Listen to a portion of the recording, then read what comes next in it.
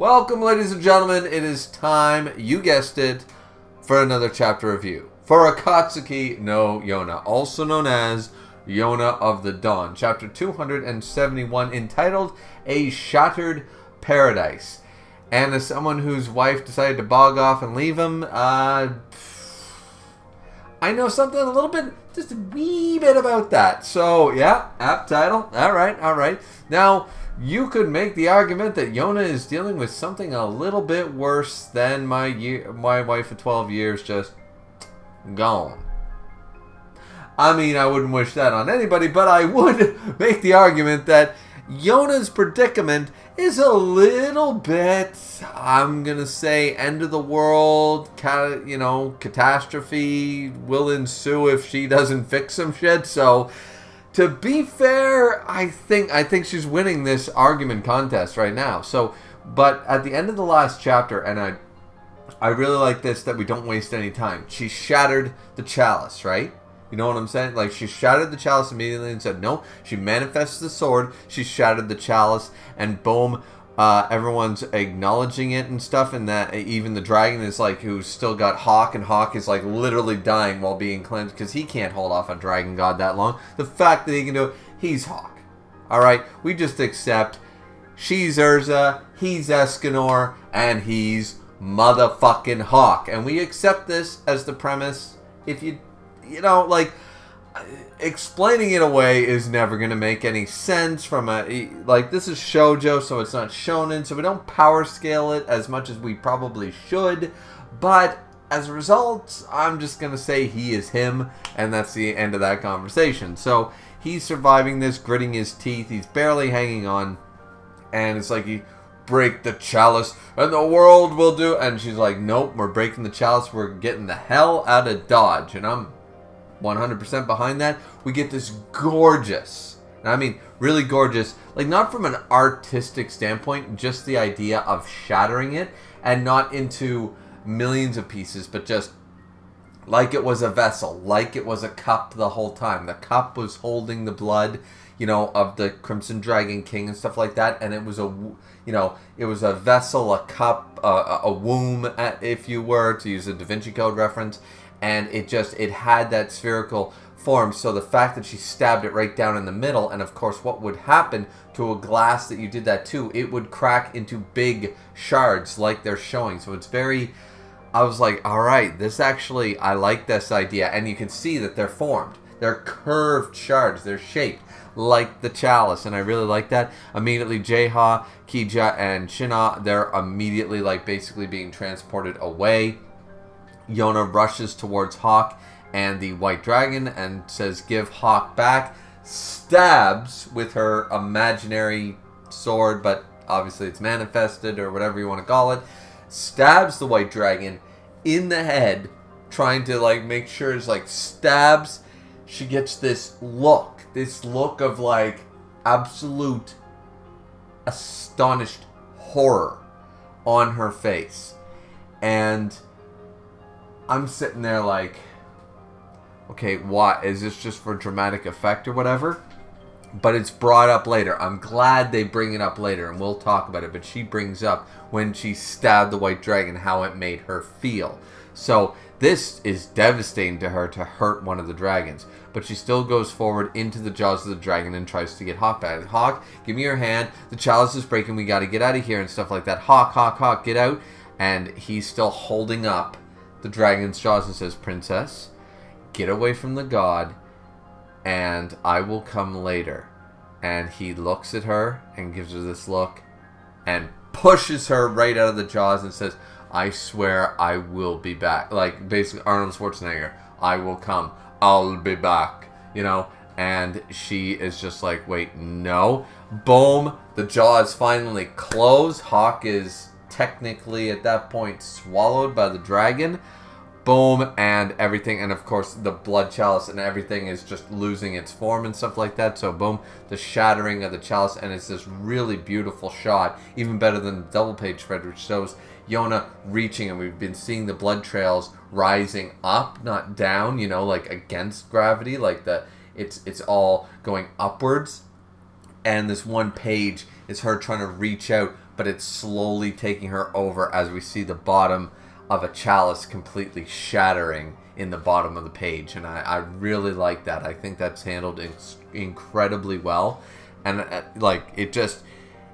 all of this is happening really quickly, and I appreciate that, but there's no slacking on the symbolism, on the art forms, on the ways to the interpretation on how this is going down, and I just really like that. It's simple, but we could dig deeper into it if you chose to, and I like that about the art form, you know what I mean? You have this decision or choice to, the same way I do with most of my reviews, especially Yona the Dawn, is that, okay, we have these two text bubbles here, and this is what they're saying, but let's read between the lines and actually talk about what this is representing, you know what I mean? And you can do the same thing with the art. It doesn't necessarily need to be the words or the dialogue that makes you read between lines. You can do that with the art as well, and I just like that. I really enjoy this part.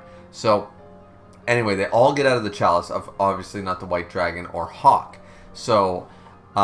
but all the 4 dragons are now there. Soo-won is there, and basically everyone's back except Hawk, and now the chalice has been shattered. And now there are still 2 dragons. Well, the yellow dragon's still there, of course, but the green and blue dragon god are still there, and they notice Crimson Dragon and stuff.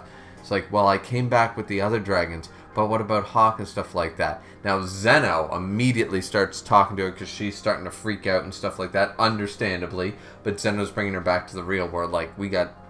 come back to the present. It says, well, you shattered the chalice and escaped. That's our little miss for you. And I'm like, yeah, I love when he calls her the little miss or the miss and stuff like that, because it just shows it's a term of endearment, but a term of I'm much older, much wiser sort of idea. It's got this connotation. It's got it's a multi-layered term that's never really had negative connotations, but I always love when he uses it. So then she turns and immediately sees that Zeno is completely, like, he's half dragonfied. Like, he's got Kija's arm, his eye is screwed up, he's ragged because he's been bloodied a million times because he's been killed, what, 20, 50, 100 times since they've been in the chalice? Who knows? And he's trying to control the yellow dragon inside of him. And he's just like, the 3 dragons back too, and he's sweating, he's hurting. So Yona runs to Zeno and says, like, why do you look like that and stuff like that? And it's like, no, quick, you got to go to the king guy. You got to go to that idiot and stuff, because Soo-won has been standing there, keeping his composure and keeping his willpower alone. This is like some hockey level shit from One Piece. His willpower alone, while basically unconscious, has been keeping his sword and his grip into the Crimson Dragon's body so that they had time. To get through that. And I'm just like, wow. You know, like this is just showcasing the fullness. And even then, once he hears Soo-won, like, she yells Soo-won, and I like to think that the moment that he knew that Yona was there, once he heard her voice, that's when his body gave out and collapsed. However, his grip and his arms still stayed there and stuff. Zeno explains to Yona, he's like, he stayed this the entire time to buy you guys time and stuff, but the Mr. King is not dead yet. He is still alive, right? And they're looking, he's like, well, is he alive? Is he breathing? I don't know, you know what I mean? And stuff like that, like the yellow dragon attacked, and they're explaining everything that happened in the previous couple chapters. And this is where the 2 remaining dragon gods are like, give us this man, Crimson Dragon.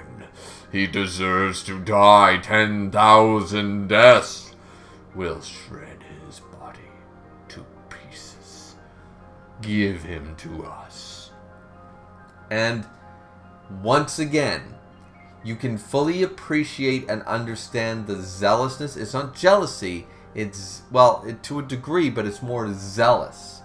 They're very zealous. These dragon gods deserve to be empathized with. They deserve to be sympathized with. They deserve to be pitied to a degree in the saddest of states, because what drove them to this point of madness is something that I can 100% relate to. You know what I mean? Given the situation with my wife of, we were together for 12 years, married for like 7, and all of a sudden, it's all over. And I didn't get a say, you know what I mean? And stuff like that. I didn't get a choice. I didn't get a say. She said, I'm gone. And that was pretty much the end of it.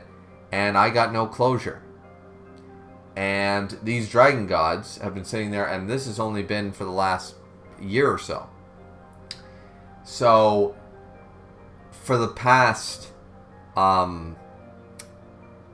these dragon gods have been suffering this for years, plural.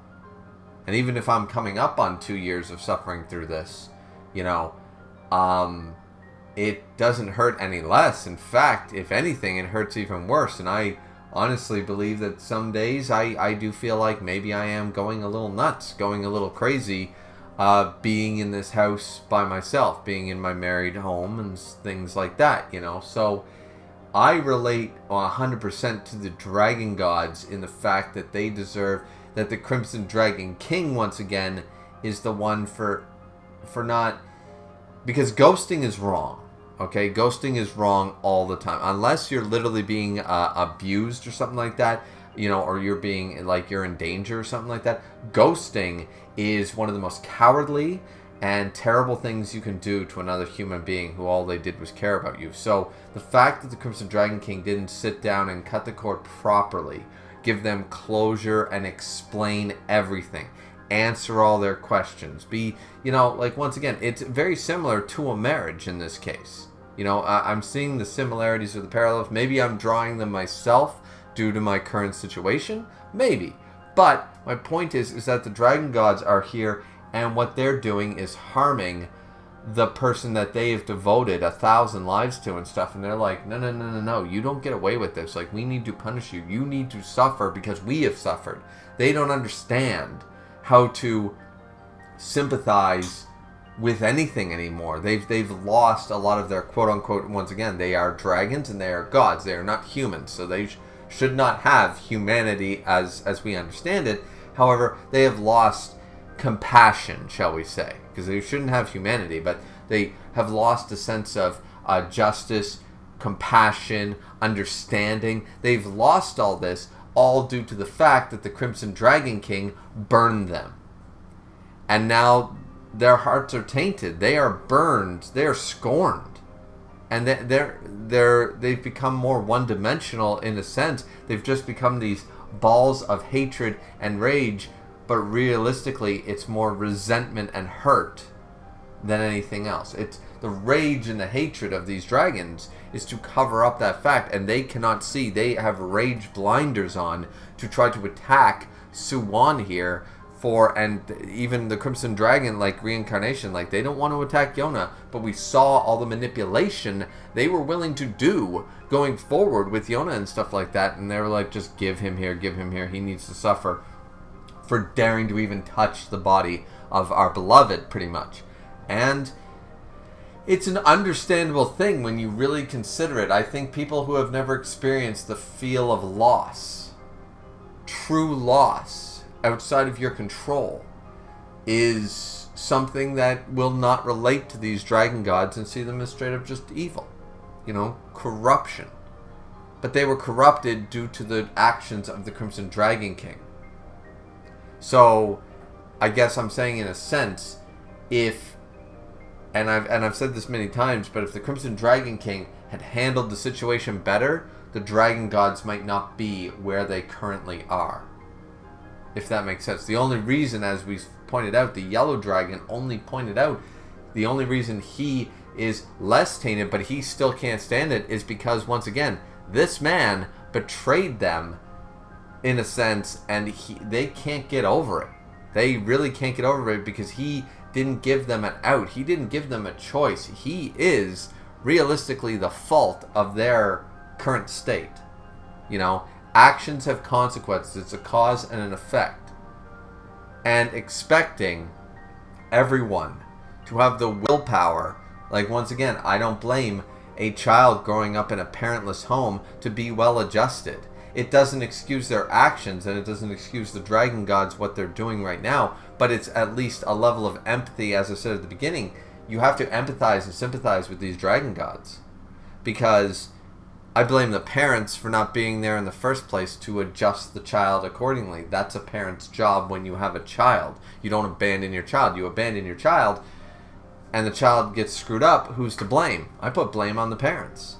They're still responsible for their actions, but still the cause was the lack of parenting. So, in the same sense, here we go again. We're down the same cycle, the same circle of life, the same roller coaster that we're on here, trying to discuss why the dragon gods are just so corrupted at this point. And even the yellow dragon who has taken over Zeno's body is halfway through that, you know, and it's really intense. I find this chapter and these panels, every time the dragon gods have been brought up and they're like forcing their hand, this is due to the cause, and now this generation has to suffer the effect, you know. Yona understands this, and the reason I bring this all up again, because I've talked about this many times over the course of the last, year or so worth of chapters. Yona actually fully gets this. She empathizes with the dragons because she stabbed the white dragon. I don't know if she fully empathized before, but now she does. So she recognizes soo-won is still alive, the dragon warriors are, and she chooses to believe in Hawk because Hawk never breaks his promise. So she decides to take the sword, the real sword, from soo-won, but the sword will not leave his grip because he's gripping it so tightly because he believes in Hawk and Yona.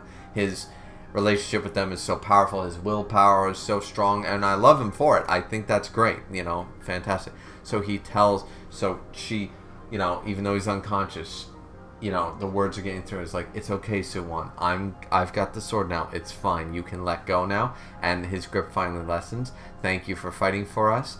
And she looks down at the corpse of the Crimson Dragon King and says, Crimson Dragon King, forgive him for me. And then moves to face the dragon gods and stuff like that. Now the dragon warriors have all woken up and they're witnessing this. So she stands firm, brandishes her sword, and basically says, the sword is out. The yellow dragon already punished soo-won, as you saw. If you're going to bring any more harm to anyone, then I'll be your opponent, pretty much. She's doing the Shanks thing. And I'm like, all right, fair enough. We're at a standstill here. But they are hesitating because they're like, well, that sword was meant to protect you. And yet, so they are already aware what happened, apparently, inside the chalice. Because they're like, you pierced the white dragon with it. And so they ask, where is the white dragon god right now? And they said, we can't tell. It disappeared and we cannot search for it. It's only us now. So they don't even know what actually happened after the chalice broke. Where is Hawk? Where is the white dragon god? All that stuff. So Zeno is like amazed by this and says, so the only one in the world that can kill the dragon gods is Yona, because she actually managed to wound one of the white dragon. Like, she wounded the white dragon. We know this. So this is where she brings up their expression that I was talking to everyone about before here, earlier on in the review, about the expression when she stabbed him, and it looked like this horrific, agonizing pain crossed her eyes. And she said, when I stabbed the white dragon god, I felt like my heart shattered into a million pieces. For a second, I got scared and worried that I was stabbing Kija himself, like I was hurting one of my dragons. It felt the same. So it terrified her, and then she realized, you were precious to the Crimson Dragon King. And to be honest, even holding this sword right now towards you feels awful. To aim this sword at you does not feel right. So I don't want to hurt you. I don't want to stab you. And they're listening to this. They're not interrupting for once. The dragon gods are sort of solemn in this. And she raises her head and says, blue dragon god, green dragon god, there is only one contract I can make with you. And that is for you to be with me. Everyone's shocked by this. And I think I've heard this theory, but I think it was a long time ago, and I didn't see this one coming, but it makes a lot of sense. If the Crimson Dragon King was able to come down from the heavens in human form and live out his days, why can't the other dragon gods? And that's what she's offering. She's like, I can't go to the heavens, and I won't do that. So why don't you come to Earth, and we'll all just live together? And they said, gods cannot fall to Earth. It's like, you won't fall. you'll become like the Crimson Dragon King. Which basically says, your king did it, so why can't you? If the pain of losing someone dear is such that you lose yourself, then surely we feel the same pain.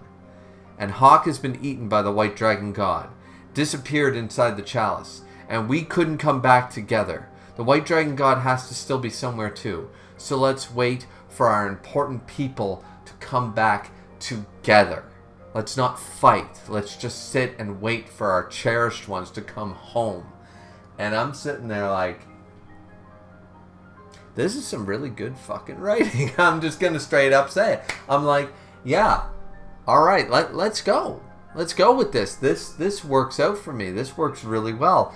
And the Yellow Dragon apparently is responding to this, and his turmoil has calmed down, and he's the most level-headed of them all, but he's still a dragon god.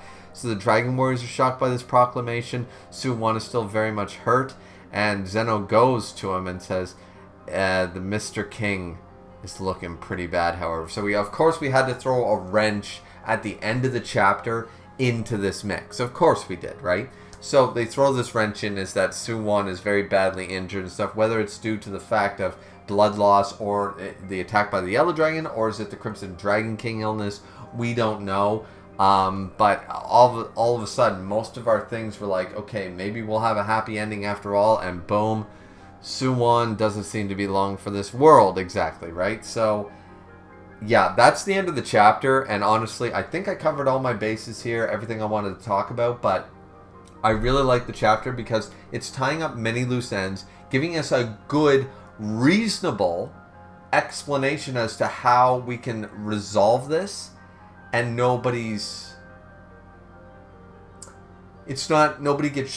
shafted, if that's the word I'm looking for. Not shafted, just no one draws the short end of the straw. No. Just like no one's inherently evil in these two sides. Like we got the fence and there's this side and this side, but no one's actually inherently evil due to the circumstances. You know what I mean? And so I like that. Like Shunsui and Bleach said, it's like once people go to war, no one's right anymore.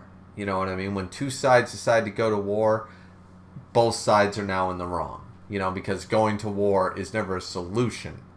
You know, it's when all the solutions break down that people go to war. So war is not the solution. War is not the answer. War is adding to the problem. So nobody's right anymore for choosing to go to war.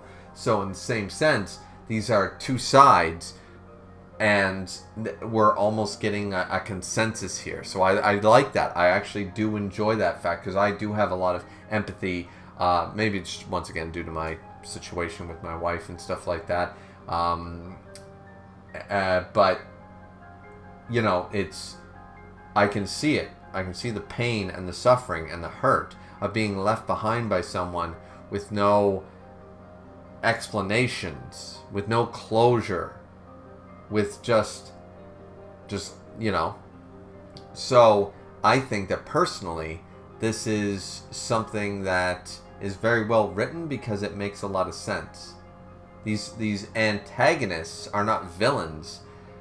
They are just that. They're antagonists to our main characters, but they're not evil. You know? And that's a good thing to see, because I see a lot of myself right now in my own pain and suffering in the form of the Dragon Gods.